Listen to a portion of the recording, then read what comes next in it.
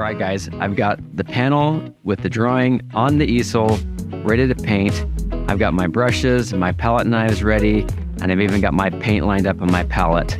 The paint I'm using for this painting is titanium white, permanent alizarin crimson, transparent maroon, cadmium scarlet, cadmium yellow pale, manganese blue hue, and ivory black. Let's get started. So the first thing I want to do is I'm going to start on the eyes, because whether you like it or not, they're the most important part of the painting. If the eyes are wrong, it doesn't matter how good everything else is, the eyes don't work. And yeah, so also another thing to think about is on my drawing process, I went from general to specific. In the painting process, I do the opposite. I do the specific and work out to the general. I'm going to start with this left eye because I want to.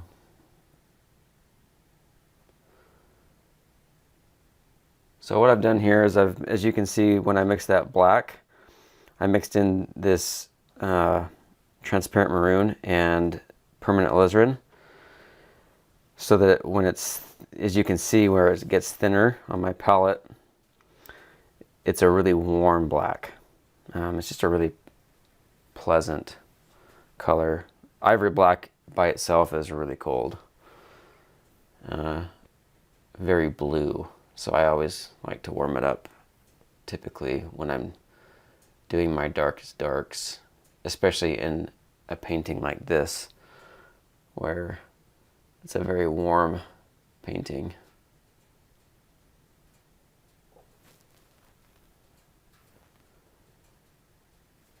So I'm just going to establish the darkest parts of the eye first. One of the most important aspects of this is just getting my values to start reading right. You want your darkest darks and probably your lightest lights somewhere in the painting to help you to start to gauge some of those values. So I start with the darkest darks first. And I typically work from dark to light in a general sense. Hey guys, quick interruption here. If you would like access to the reference image that I'm using so that you can follow along for the rest of the video, as well as gain access to the rest of the sections of this entire painting process, click the link below. Now let's get back to painting.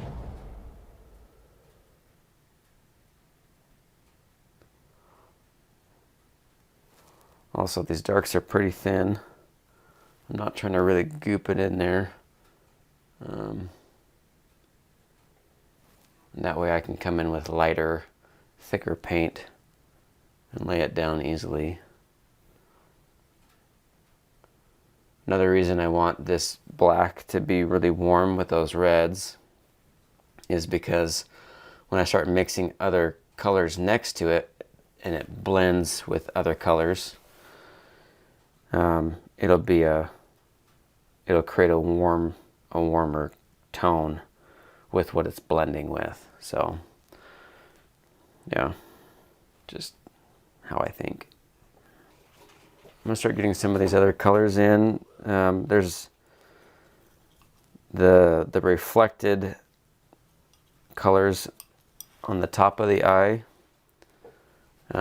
Usually, especially when you've got an animal that's illuminated by the sun, you're going to have blue skies. And so you're going to see some of that reflected in the eye, whether you really see it a whole lot in your reference or not.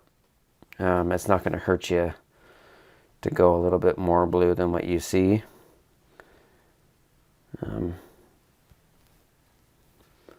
Especially in this top part of the eye, where it's going to be more likely to reflect the sky than the rest of the eye.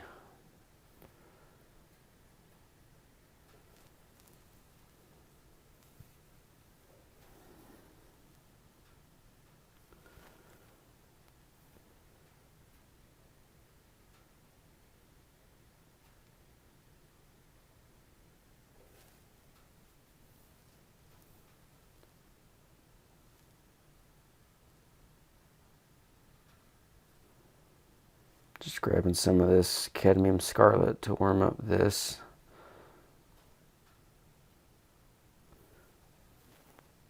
For when I start working into this other part of the eye that's darker still, it's still in shadow, but it's definitely a lot warmer and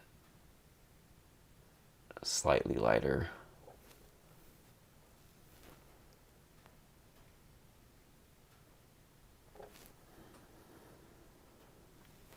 One thing I'm also going to do here is I'm going to play with bringing in a little bit more of this reflected blue into more of the eye than what I'm seeing in my reference. Just because if I don't like it, I can fix it, but a lot of times that's kind of what gives an eye a really alive feeling, is some of those nuances.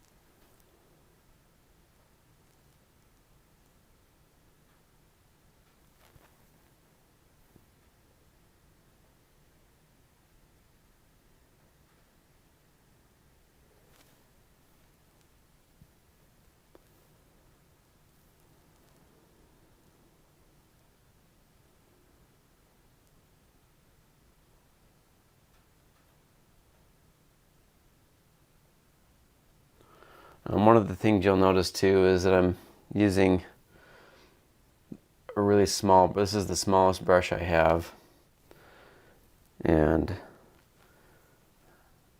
I don't like to use this throughout my whole painting just because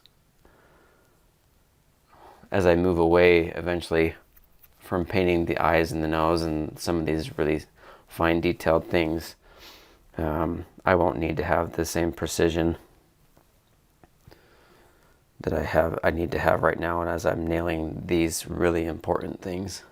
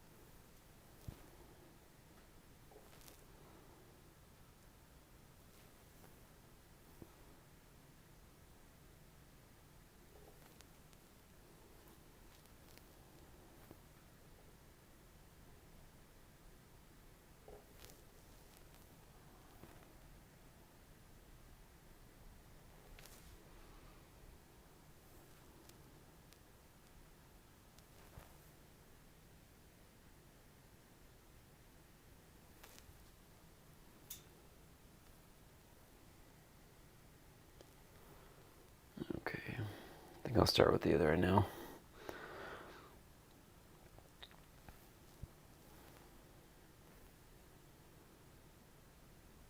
So the difference between these two eyes, if you look at the reference image that I've got, this section of this eye on the left is much more in shadow because of the angle of the face in relation to the sun, and on this eye it's pretty much entirely in the sun. So it's going to have some different highlights. Anyway, stuff to be aware of, as it will paint differently. I'm not going to try to mimic exactly what I've got in the other one. I want to really look at what I've got in my reference as far as getting information that's going to help me make it believable.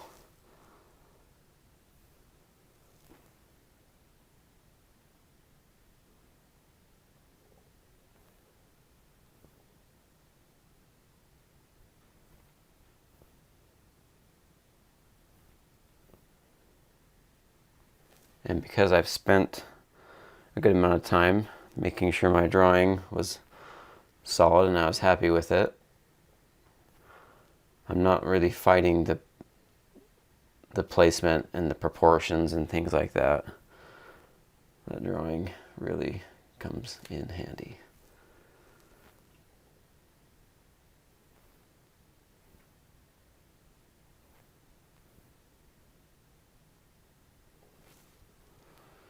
You can save yourself a ton of time with a good drawing.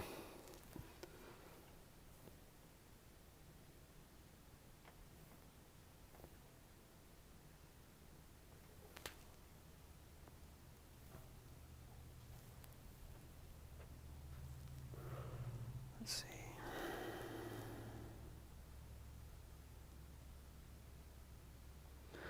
One thing I'm thinking about too is I don't want to just put a straight white. I rarely put just solid straight white on something, because white is a cold color, especially when you're working with titanium white like I do. So I typically will always grab even just a little slight, little tiny bit of yellow and mix that in there, so that it's not just that cold white. It warms it up just enough, but you still have the same, pretty much the same value as far as light and dark goes.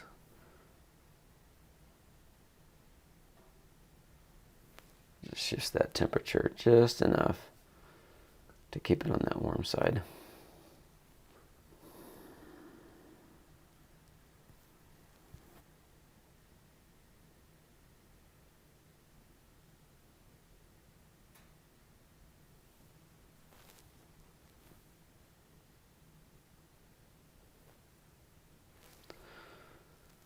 I recognize that orange I just put down is a little bit too light and too yellow.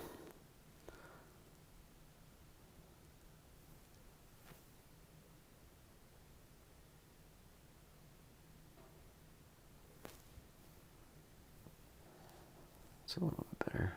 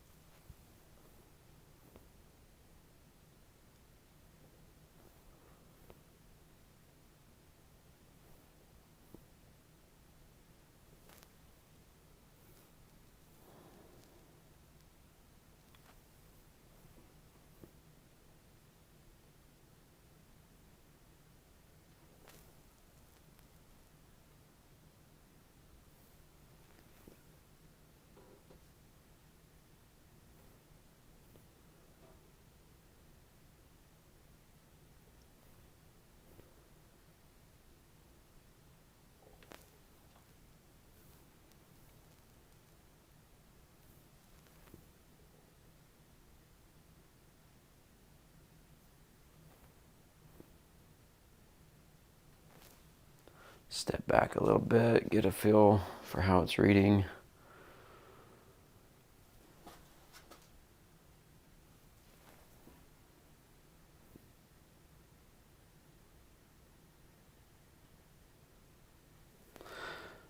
Up to this point, I've pretty much just focusing on getting the right colors and values in the right spot, and I'm not really thinking about some of the really fun kind of flare stuff you can do with the paint and fun brush strokes. And typically, because working with this little guy is doesn't really lend itself to a lot of expression. But there's some fun things you can do. Even just little flicks and flares that you can kind of throw in there to make it interesting.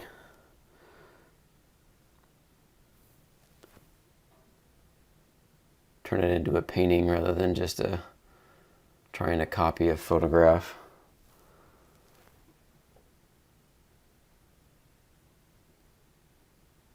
Give it some of the human factor.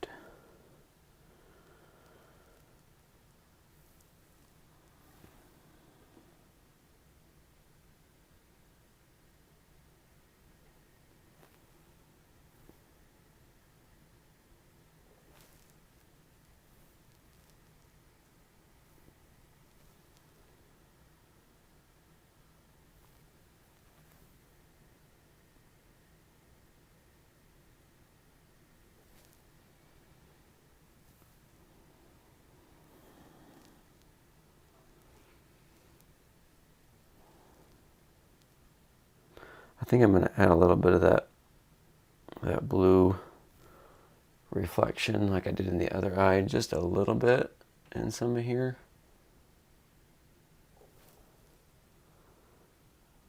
Even though I don't see it in my reference, I kind of like the idea of having a little bit of that.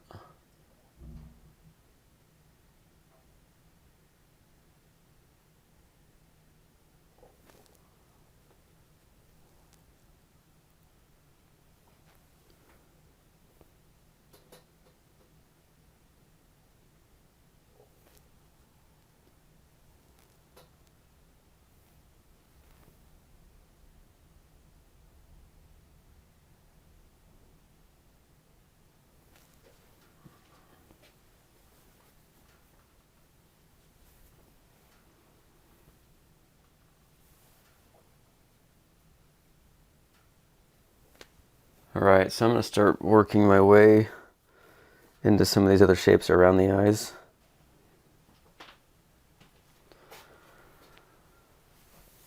So I want to have really nice transitions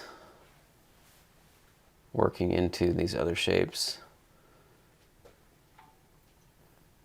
So basically, part of my thought here is as I work on part of my painting, I want to work from wet paint to wet paint typically. Sometimes I'll start putting in other colors and shapes, but typically I like to work from one area that's painted into another, so that I can focus on the edges and the transitions that are inherent within whatever it is I'm painting. So I typically will start at a place, and when I'm happy with it, I start to move outward from that. So I'll probably establish a lot of this area around this eye, and then probably bounce over here to this one. Maybe start going down to the nose and mouth area, and getting some of that established. And then eventually those three different areas will kind of grow together and start blending together. So that's typically how I'll start on a face.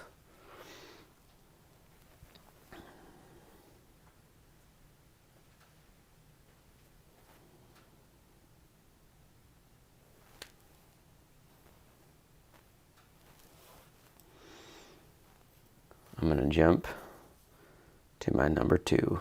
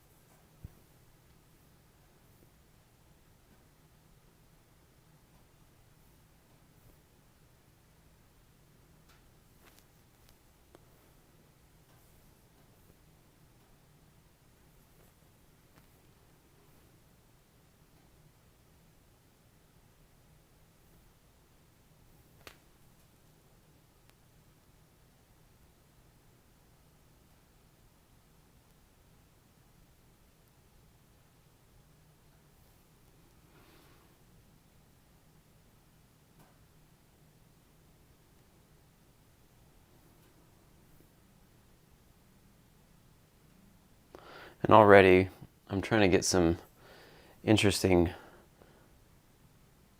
marks, shapes of brush strokes. I'm going to start to try to create as much interest as I can in some of these brush strokes, because I want the whole thing to be interesting. I want you to be interested in this painting from every distance that you're looking at it, from far across the room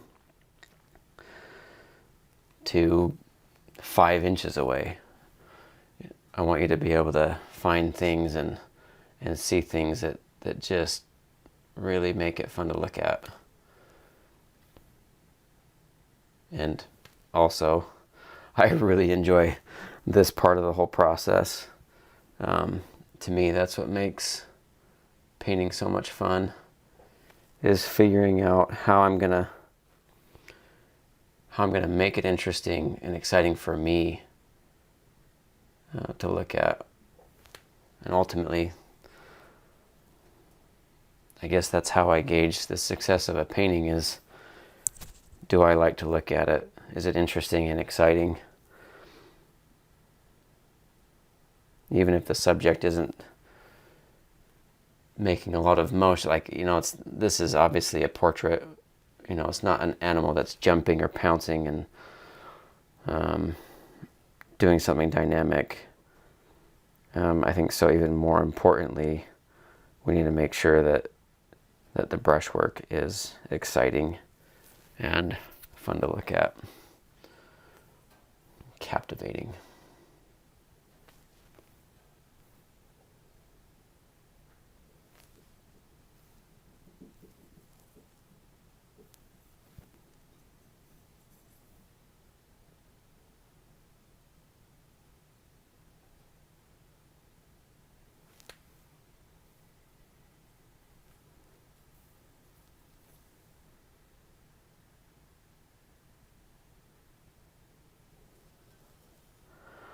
In these little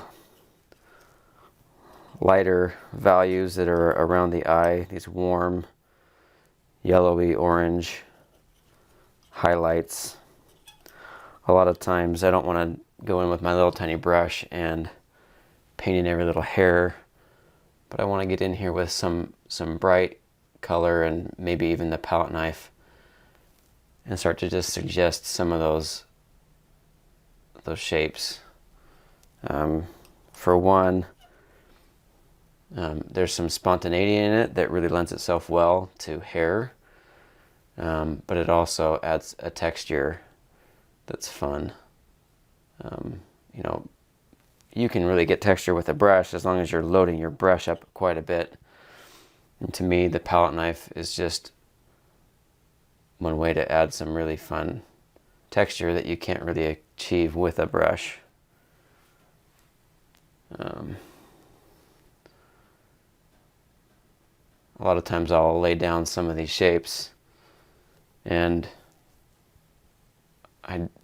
initially I leave it alone kind of just to gauge how I feel about it.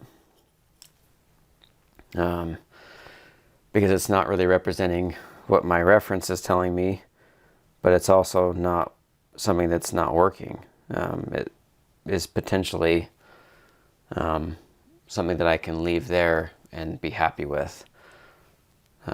So I tend to leave things alone as much as I can. And if something really ends up bothering me, I'll change it eventually. But I really like to allow for that spontaneity to happen. When I use the palette knife, I feel like I'm kind of giving away some of the control to that spontaneity, which to me is half the fun.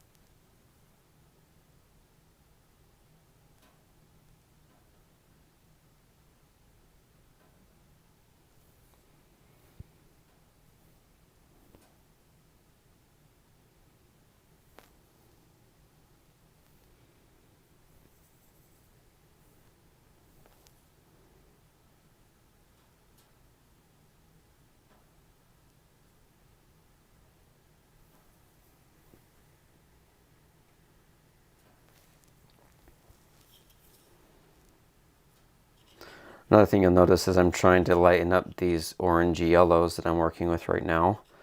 I rarely want to add white because it just cools it off so quickly. But if I can't get the right value that I want, a lot of times I will throw in some white, but I really love to maintain that warmth So usually if I do add white, I always add a little bit of yellow too, just for the sake of temperature.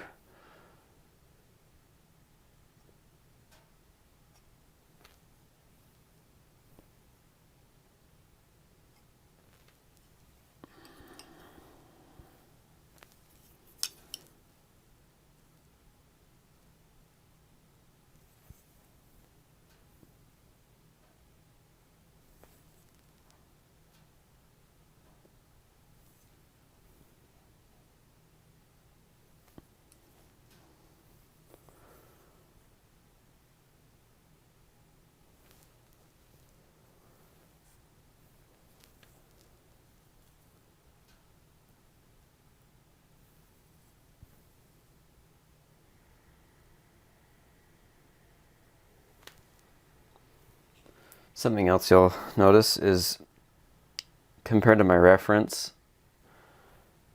I think I'm a lot more intense in my color. You know, I typically will oversaturate based on my reference. And I think if later on in the painting I feel if it's too intense, I'll come in and I'll dumb it down a little bit. But I don't want to sacrifice color for the sake of trying to reproduce my reference image exactly, especially when it's around, you know, the focal point of a painting. I'm really going to be focusing on making sure that I have the most interesting aspects of my painting in that area. I want to have my most intense color, my richest, warmest, brightest. I want to have the highest contrast in that area, because that's going to create more, it'll make it more important to the viewer, and our eyes are naturally drawn to things like that. So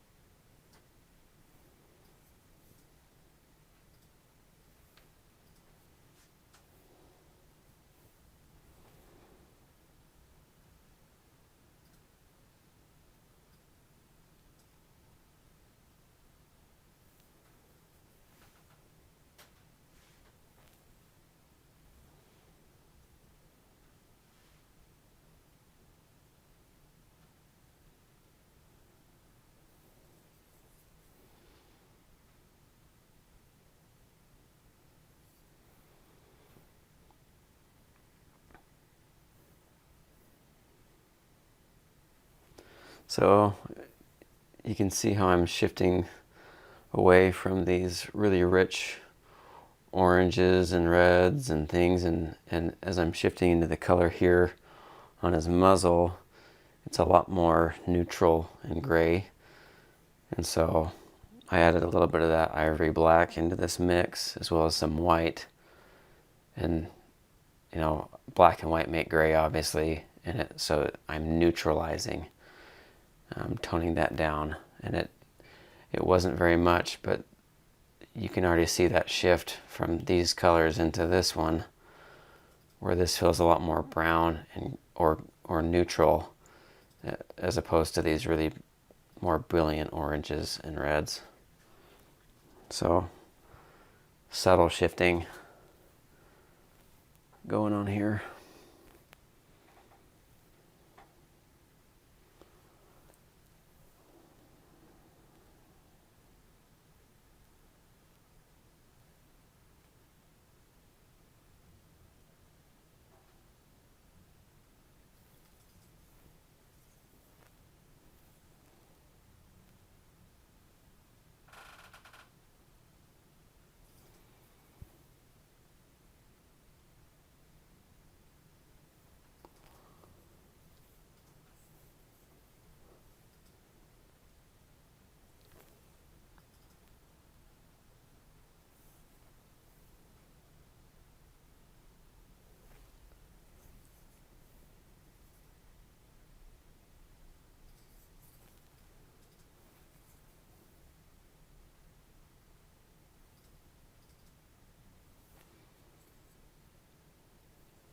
What I just did there was I kind of unloaded a lot of the paint out of my brush, so that when I was able to flick rather than laying down paint, I wanted it to blend with what was there.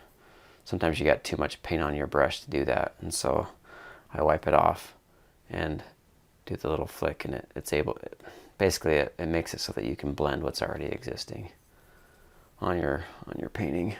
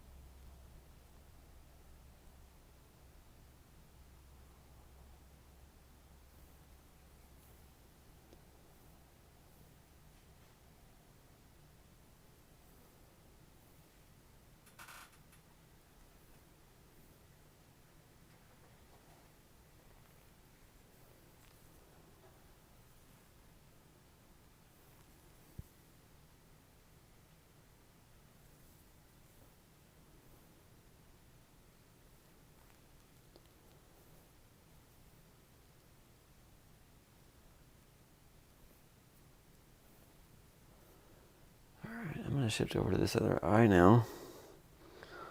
Start to establish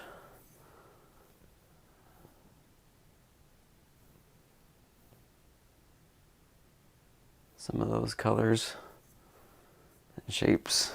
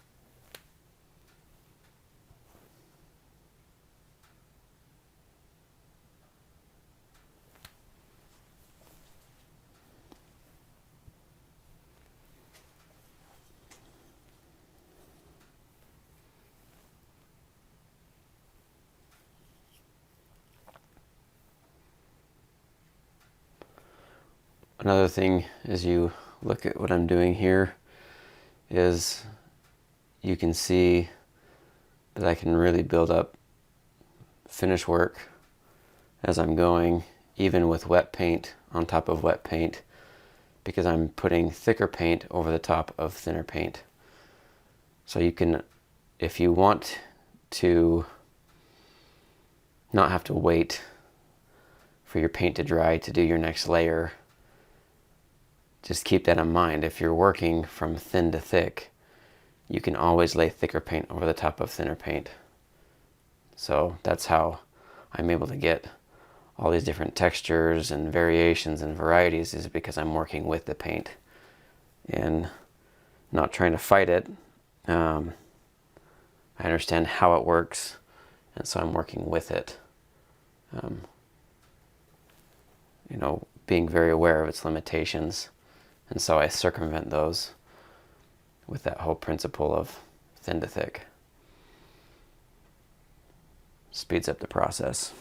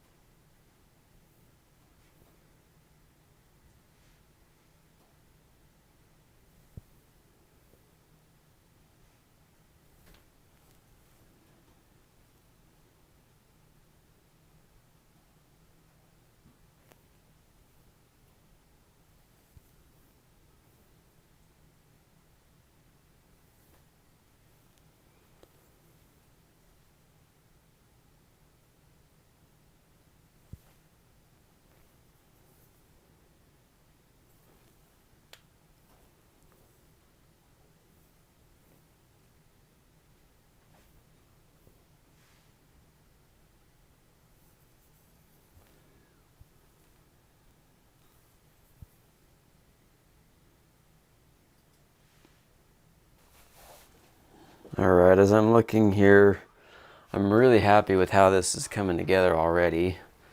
I feel like I've got a nice color, a nice feel. I want this highlight on this eye to be a little bit more exciting and prominent, so I'm just going to come in here and throw that up there.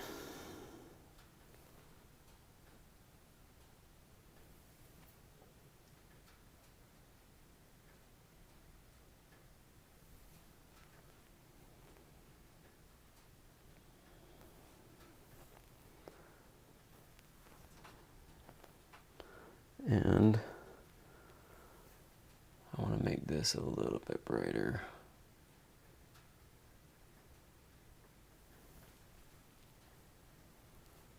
It might be almost too bright.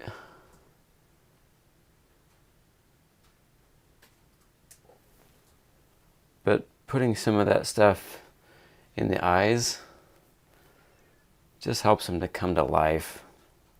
So you can see based on the reference image I've got and here, this is way brighter and way bluer than you see, but I think it's working, and I think it's actually making it more appealing.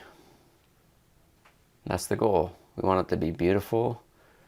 We want it to be appealing, exciting,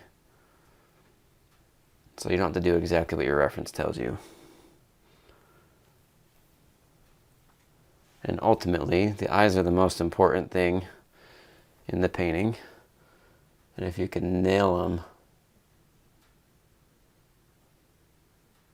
and make them really captivating, then you're likely to captivate people who look at it. And then they might want to buy it. Hey, thanks so much for joining me for part 1 of this painting tutorial and follow along. I hope that it's been really helpful and valuable to you. The rest of the sections for the tutorial are available in the link below, along with a downloadable reference image so you can join me in the painting process, as well as a short downloadable document with 10 keys that I'm constantly using as I paint to create successful work. Go check them out. I'll see you there.